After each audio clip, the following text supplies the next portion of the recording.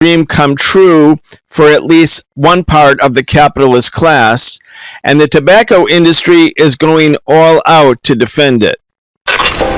We need a new system. We need a new society.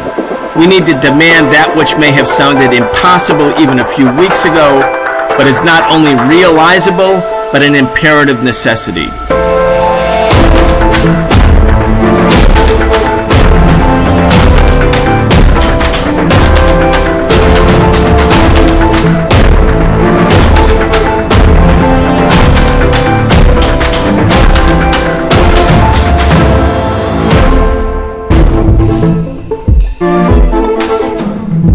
Deepening unemployment, a looming wave of evictions, massive and widening inequality. There's no denying it. Capitalism is in crisis, and capitalism is the crisis.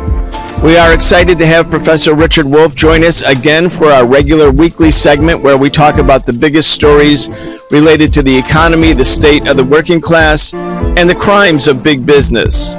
The Socialist program brings you content 3 days a week thanks to the support of our patrons at patreon.com/the Socialist program. We appreciate all of your support and encourage you to become a patron today if you enjoy listening to the show. Richard Wolff is the co-founder of the organization Democracy at Work and the author of many books, the latest being The Sickness is the System: When Capitalism Fails to Save Us from Pandemics or Itself. You can check out his work at rdwolff.com, and that's rdwolff.com. Professor Wolff, welcome to the show. Thank you. Glad to be here. Thank you so much.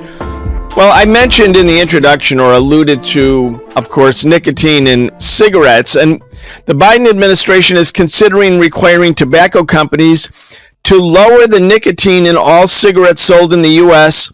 to levels at which they are no longer addictive. Professor Wolff, it's not a newsflash that cigarettes are bad, but this is a confirmation that all parties, those who are in the tobacco industry, the big corporations, and the government that says it cares, that this entire business model is based on promoting addiction. When you think about the fact that America has 1 out of every 4 prisoners in the world, that's 2.3 million people are in American jails and prisons.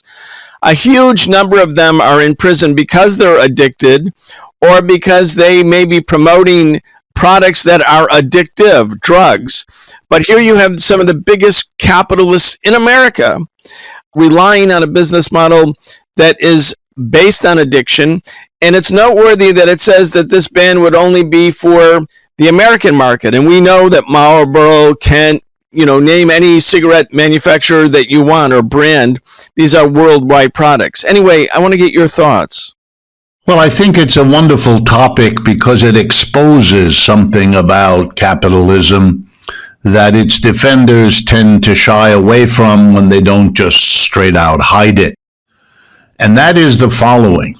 There is an incentive built into capitalism to produce companies that rely on addiction. Let's remember what addiction literally means. That the human being, as an animal, which is what we all are in part, the human being has a chemistry and a structure that can make you desperately needy for certain kinds of goods or services. So needy that we call it a kind of mental and physical injury, a mental and physical problem, summarized by this word addiction. Why is capitalism an incentive? Because if you can get a person, let alone many persons, to be addicted to whatever it is you produce as a capitalist businessman or woman, well, then you are assured of a market. Getting a market for your output is a problem for every capitalist. You cannot stay in business, no matter how brilliant the commodity you produce, no matter how efficient your system of producing it is, you will go out of business if there's no one left at the end of the day to buy whatever it is you produce. And if you want to grow and build your industry, you've got to produce more, which means you've got to sell more, which means you need a market. Instead of having to persuade people with costly advertising, how much better would it be if you could hook your product in to addiction, to addictive behavior, to make it something that people are desperate to get a hold of, to the point where they will exhaust their energies, exhaust their savings, exhaust their access to any kind of money so that they can buy this object that you produce. In effect, you would have created a permanent, desperate market that will sustain your company. This way capitalism is set up, there's a desire to do that if you can possibly do it. So, of course, yes, the cigarette producers, those producing nicotine products, are in a position to have learned at some point in the past, oh my, we could get an addicted market. And they did. They were perfectly aware of it. The documents years ago when the whole issue came up were clear. Emails and letters and all kinds of documentation that they were well aware. And the reason they did not do anything about it is what I just said, that an addicted population secures a market for the capitalist who serves the addiction. And nicotine is just one example. Let me give you a few more. Alcohol, the business of producing alcohol. You can get people addicted to alcohol. They drink huge quantities of it, which they have to pay for. This is the market for the companies that produce whiskey or beer or wine or any of the other products that contain alcohol. We now have an enormous industry that enables you to gamble. We know there is addiction to gambling. In addition to Alcohol Anonymous, we have Gambling Anonymous, etc., etc. Let me give you some examples that you may not be quite so familiar with. Junk food. Food that is made artificially sweet or salty or tasty in one way or another can become addictive. And the companies that make these things are not naive. They're not ignorant. They're fully aware that an addicted buyer is a more secure market than a non-addicted buyer.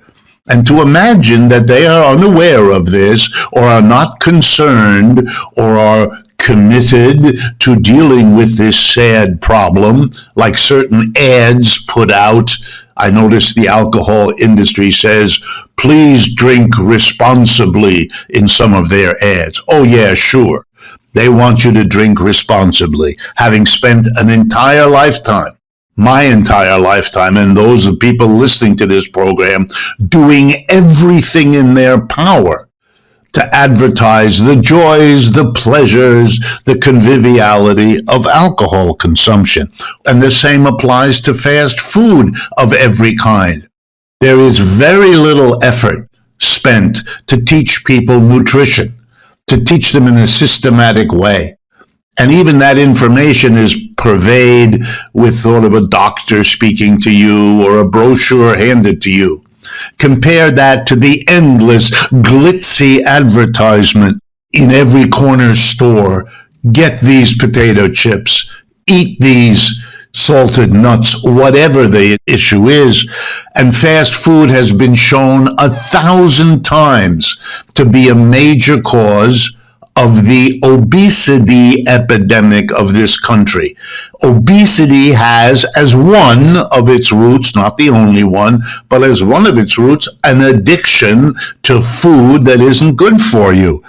And yet we permit it to go on. One more example.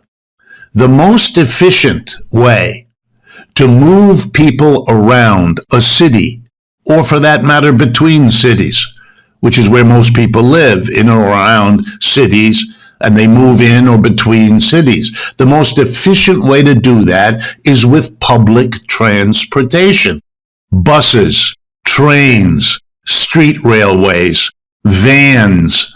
They will cost less in the way of using up fossil fuels. They will pollute less. I could go on. You know what it's all less than? The private automobile. It's extremely inefficient in a society to produce masses of private automobiles which actually sit unused most of the time in your driveway, in your garage, in your parking spot. They're used a little bit each day. And when they are used, they cause tens of thousands of injuries, waste vast amounts of money in accidents, pollute the air, and are inefficient in using all other resources, paint, plastic, metal, and all the other things.